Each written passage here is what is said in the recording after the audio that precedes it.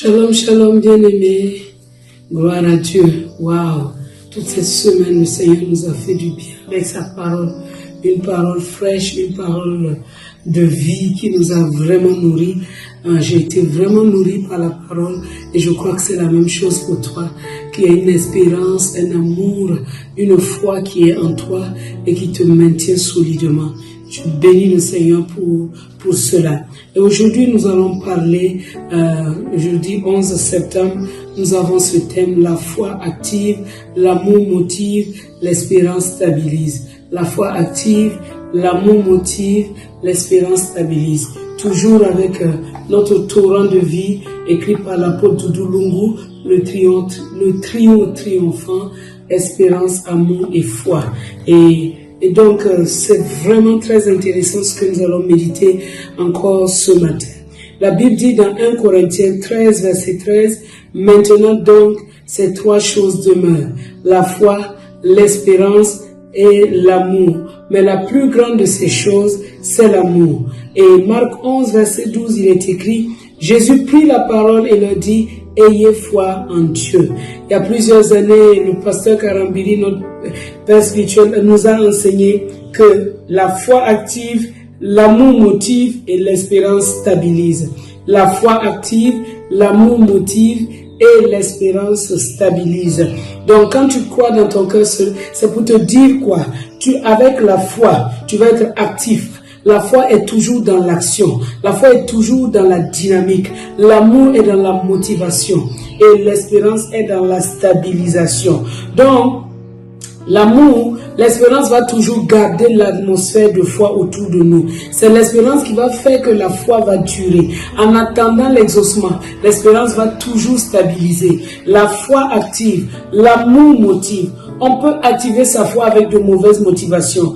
Donc, on doit commencer avec l'amour. L'amour nous motive et la foi nous active. Et quand ça dure, l'espérance nous stabilise. Alléluia. La Bible dit que l'amour ne périt jamais. L'amour ne périt jamais.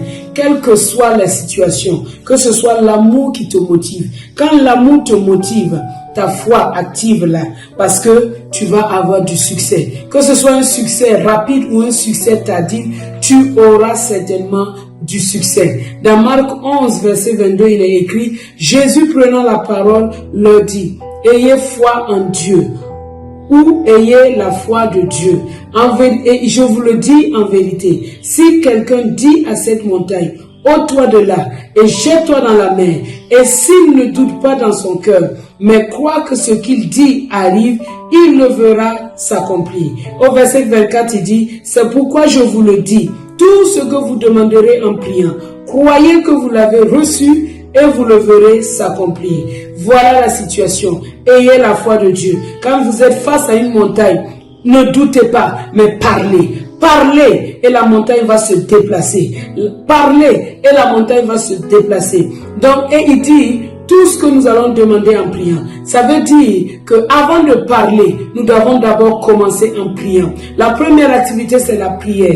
Est-ce qu'il y a une montagne dans ta vie? Jésus te dit, va prier. Va dans le lieu secret. Demande la solution à Dieu. Prie et Dieu va te donner une solution. Et c'est l'espérance qui t'amène dans le lieu de prière. Et quand l'espérance t'amène dans le lieu de prière, il te dit que tu vas le voir s'accomplir. Et parce que parfois, il y a des séries de succès rapides. Et parfois, ça prend du temps. En ce moment-là, Dieu te dit, persévère, persévère. Et quand tu es dans l'espérance, tu vas continuer à parler par la foi. Tu as prié, tu as reçu une certitude dans ton cœur. Tu commences à déclarer à cette montagne. Tu déclares à cette montagne. Tu gardes la même confession. Et cela va se passer. Et la Bible nous dit, dans le verset 25, que quand on est debout faisant notre prière, si on a quelque chose contre quelqu'un, pardonnez. Là, c'est l'amour.